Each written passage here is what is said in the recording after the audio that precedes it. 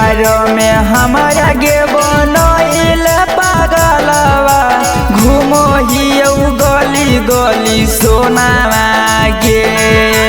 देखी देखी लोगावा सभे मारो हौगे टनावा सोची सोची देबौ जानवा गे। अचरे के कोरा से बनई हगे कफनवा जरा तौला हास समसानवा गे। अचरे के कोरावा बनई हगे कफनवा जरा तौला हास समसानवा गे। जरा तौला हास समसानवा गे। अचरे के कोरावा बनई हगे कफनवा जरा तौला हास समसानवा गे। हे हमारा से होलौ की गलतिया जानू गे फेरले तो हमारा से मतिया आगे तोरा बिना कटौ न हो रतिया रोज याद आबौगे तोरे सुरतिया।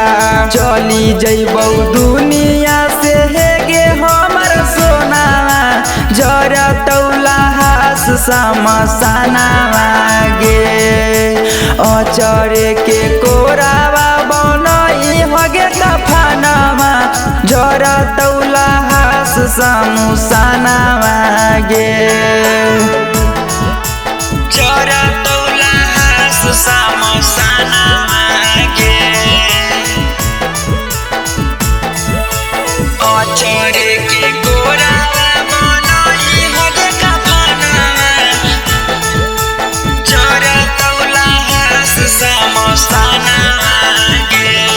अगे यादो नहीं अइलौ गेला भरवा छोड़ी गेली दोसर के दुआरवा दोसर के दुआरवा।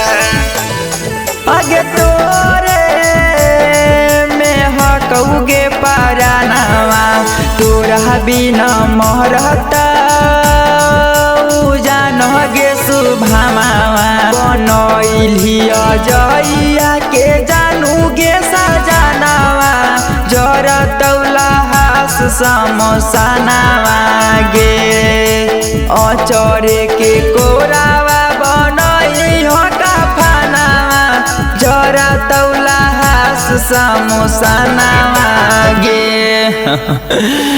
Presented by Rama Films।